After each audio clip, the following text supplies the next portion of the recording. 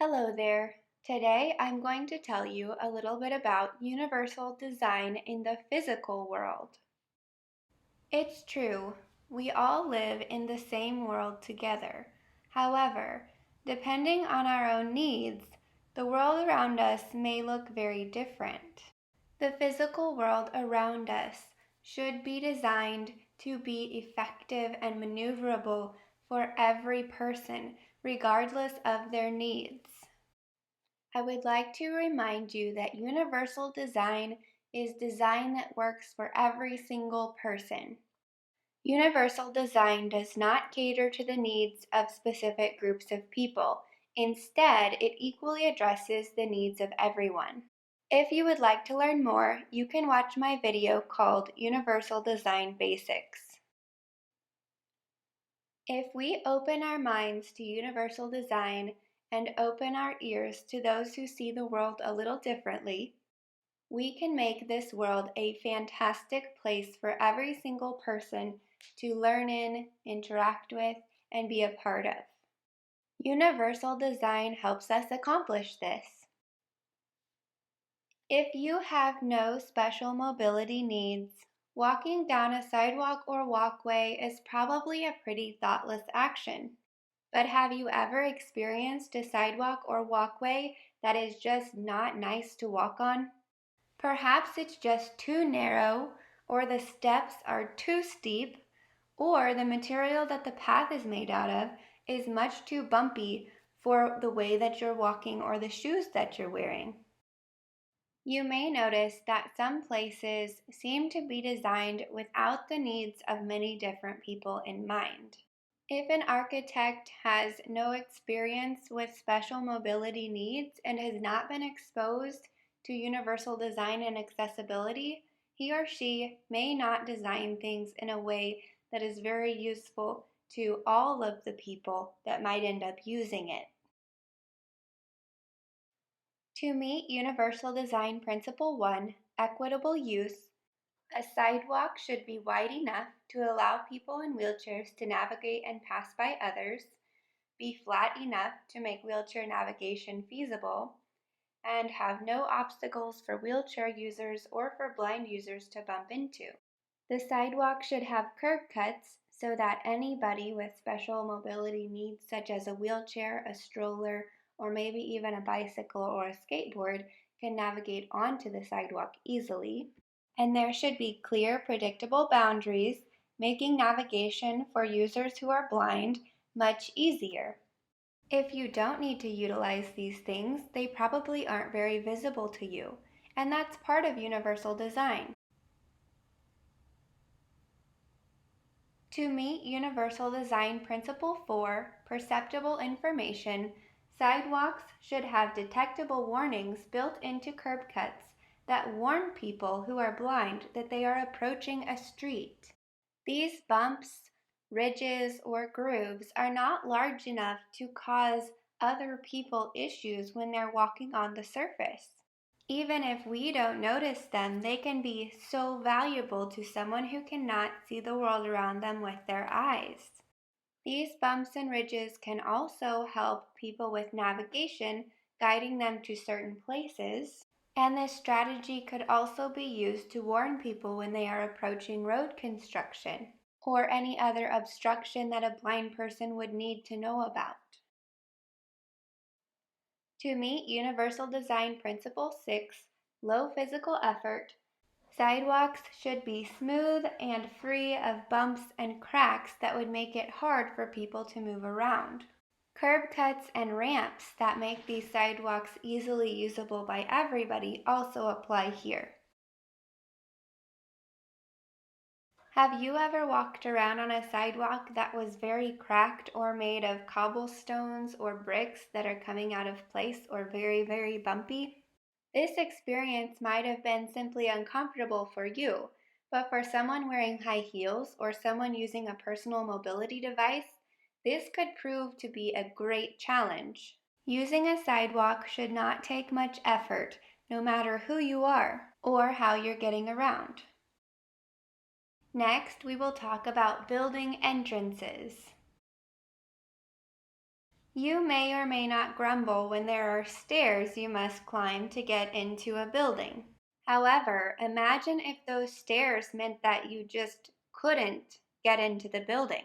People using personal mobility devices and wheelchairs are sometimes barred from going to certain places just because of a simple step or some stairs. Building entrances should not be barriers for anyone. To meet Universal Design Principle 1, equitable use, the same entrance should be usable no matter who is trying to get into a building. People using a wheelchair should not have to go to a separate entrance to get in. To accomplish this, we can either remove stairs or inclines from the equation altogether, or we can create beautiful entrances that incorporate both stairs and ramps in the same location. These designs are not to be used only in commercial locations. If they are used in homes, people will never be kept from visiting friends and family due to some stairs or a step up to the door. Now let's talk about the use of stairs in multi-level buildings. While stairs might look nice, they can prove to be a big obstacle to many people. Though there are assistive technologies that can be installed to use with stairs, they're not very widespread and not greatly effective. Therefore, this is a situation where we need an alternative. In order to meet Universal Design Principle 1, equitable use, we need elevators in buildings that work for all kinds of different people and that can take people to any floor of the building with ease. Ideally, our design could look something like this. Those people who need to use an elevator do not have to go to a different location in order to go to a different level of the building. This design is a great way to make an equitable way for everyone to reach different levels of the building. In order to meet Universal Design Principle 4, perceptible information, we must be sure that elevators can be used by any user. This means that the buttons on an elevator should be tactile. We should be able to run our hands over the surface and feel the buttons. And these buttons should feature Braille descriptions. We also need visual and audio feedback that announces the floor that we have arrived at. And we must not forget all of the other ways to make elevators accessible to everyone. And now it's time to talk about doorways. Imagine arriving at your destination only to find that the doorway is too narrow for you or that the door handle is impossible for you to use because you do not have use of your fingers. We simply must ensure that people can easily get inside buildings. There's another side to this that you might not have thought of. What if somebody is coming to your house, but you can't hear it when they ring the doorbell? In order to meet Universal Design Principle 4, perceptible information, we must ensure that everybody can tell when somebody is at the door. This means we should install doorbells that have lights as well as audio cues, and that we should invest in doorbells that can be programmed to send vibrating signals to a device like a cell phone or tablet. Adding these features in can be fairly simple, and it can make a huge impact in someone's life. In order to meet Universal Design Principle 6, low physical effort, doorways must be easy for everyone to use. Ensuring that doorknobs have lever handles is one way that this is often addressed in residential areas. In commercial areas, we could add push-button door openers, or better yet, we can make the entire experience hands-free. Automatic doors can be helpful to everyone, from somebody using a wheelchair to somebody who has their hands full of groceries. They're a great example of universal design. We all need to go to the bathroom, so let's talk about bathrooms. It is an unfortunate fact that many of the bathrooms in our world are not accessible to people using wheelchairs. For many people, a little more room in a bathroom would make no difference. However, for many people, that extra room is a lifesaver. There are so many ways to make bathrooms more accessible to everybody. To meet Universal Design Principle 4, perceptible information, the labels for bathrooms must be both visible and tactile. Bathroom labels should feature simple symbols and braille so that people who cannot see can also tell what the label says. To meet Universal Design Principle 6, low physical effort, bathrooms must feature hands-free faucets, automatic flushing, and handles for support. Automatic faucets, toilets, soap dispensers, and paper towel dispensers make the bathroom experience accessible to everyone. It is also important to note that the height of these objects can also make a huge difference. If they're too high for some people, these people will be excluded from using them. To meet Universal Design Principle 7, size and space for approach and use, bathrooms must provide sufficient space for maneuverability of body and assistive technologies that people may have. Not only must toilets have adequate space around them, they must also be at a height that allows a wheelchair user to move from the wheelchair to the toilet with ease. Handrails in the correct places can also make this process easier. This goes for sinks too. They must be at heights to allow wheelchairs underneath them, and they must include handrails in case people need extra support. We will now discuss drinking fountains. Many drinking fountains in the past were not designed well. There would often be only one fountain at one height, with no room underneath for a wheelchair to fit. The buttons to produce water could also be quite difficult to push. Without enough pressure, the stream of water would not be drinkable. Universal design has led to much better drinking fountains. To meet Universal Design Principle 2, flexibility in use, drinking fountains need to be placed at various heights to accommodate different users. They should also allow plenty of room underneath for wheelchairs to fit. As you can see here, 2 different heights of fountains are offered, and there is plenty of room for maneuverability in a wheelchair. To meet Universal Design Principle 6, low physical effort, drinking fountains must be easy for anyone to use. Drinking fountains with large, easy-to-push buttons are okay, but drinking fountains with sensors that work well can prove to be an even better option. This would allow anyone to get a drink hands-free. And now, let's move on to transportation systems. There are so many people who rely on our public transportation systems, but oftentimes these systems fall woefully short of a true universal design. From purchasing tickets, to the turnstiles and gates, and the train platforms with gaps to load onto the train, public transit can be very difficult to use.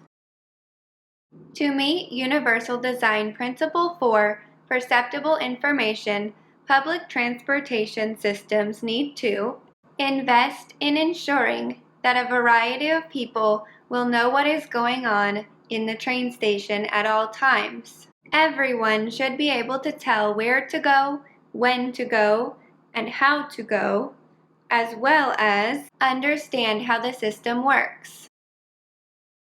This should include both audible and visual arrival announcements, the allowance of mobile devices to provide alerts regarding information and announcements, the offering of tactile route maps and guides that can be touched, and enlarged maps and guides that are simple and easy to understand for people with low vision, and detectable warnings and lights along the edges of platforms.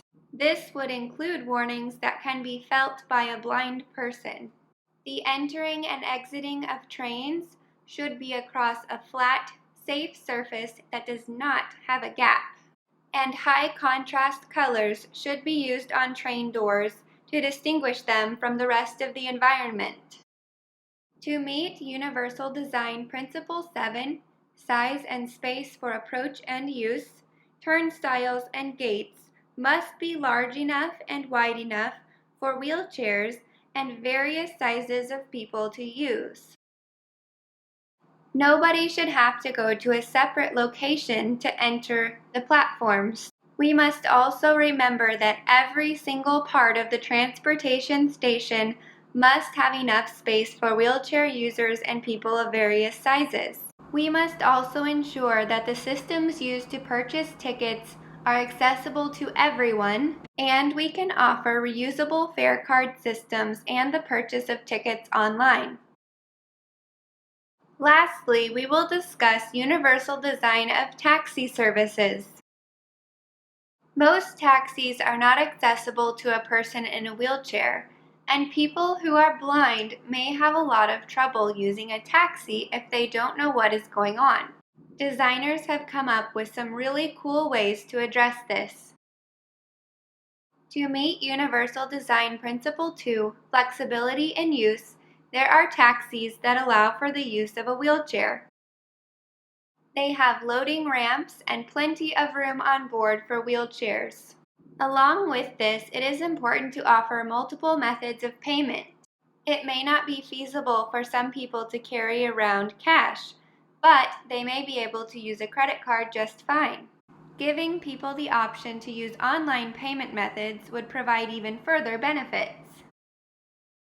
To meet Universal Design Principle 4, perceptible information, we must be able to let every single rider know what their fare is going to be.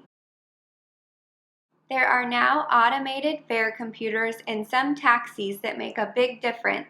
These computers feature large symbols and words that allow people with low vision to interact with the touchscreen, and the computer can be used in a way in which it reads the information to the rider and tells them where to touch to interact with the program.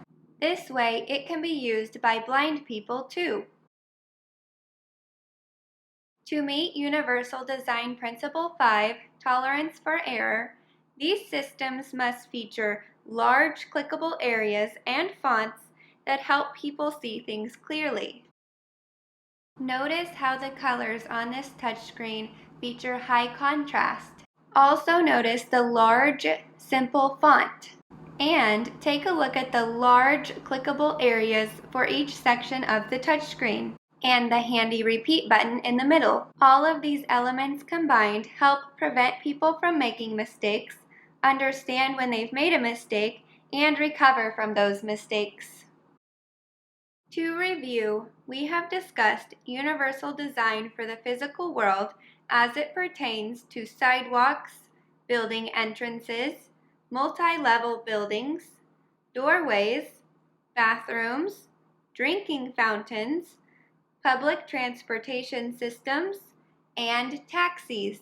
You should now have a better understanding of how universal design can make these experiences better for everyone.